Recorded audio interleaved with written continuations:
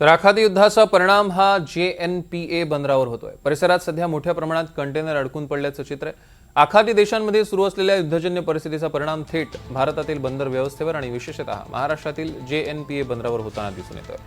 आयात निर्यात प्रक्रियेत विलंब होत असल्यानं व्यापार क्षेत्रात चिंतेचं वातावरण निर्माण झालंय। या परिस्थितीचा आढावा घेतला आमचे प्रतिनिधी राहुल कांबळे यांनी। बघूया। आपण पाहतो युद्धाचा परिणाम जो आहे थेट जो आहे JNPT बंदरावरती पडलेला आहे। आपण माझ्या पाठी पाहताय हे पूर्ण JNPA बंदर आहे।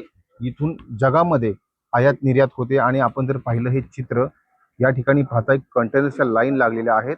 यामध्ये जर आपण पाहिलं तर काही नाशवंत पदार्थ आहेत, AC कंटेनर सुद्धा आहेत आणि एकंदरीत आपण चित्र पाहतोय की डिझेलचे रेट खूप मोठ्या प्रमाणात वाढलेत। काही ठिकाणी डिझेल मिळत नाहीये तरी सुद्धा हा आयात निर्यातीचा जो बिझनेस आहे तो चालू आहे। परंतु एकंदरीत पाहिलं तर या ठिकाणी आपण पाहतोय फार मोठ्या प्रमाणात गर्दी झालेली आहे।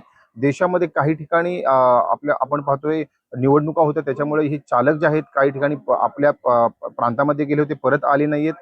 दुसरीकडे एकंदरीत जर हा परिणाम जर पाहिला तर खूप मोठ्या प्रमाणात या ठिकाणी शेतकऱ्यांचं सुद्धा नुकसान झालंय, ट्रान्सपोर्टर आहेत त्यांचं सुद्धा नुकसान झालंय। कारण जे ट्रान्सपोर्ट आहे ते होत नाहीये। JNPT मधून बंदरामधून जो माल आहे तो पुढे जात नाहीये आणि याच्यामुळे जे एक्सपोर्टर आहेत त्यांचं सुद्धा या ठिकाणी नुकसान झालेलं आहे। एकंदरीत युद्धाचा जो परिणाम आहे JNPT बंदरावरती झालेला आहे आणि ही परिस्थिती केव्हा निवळेल याची वाट जी आहे आता एक्सपोर्टर्स पाहतात। राहुल कांबळे, NT मराठी, नवी मुंबई।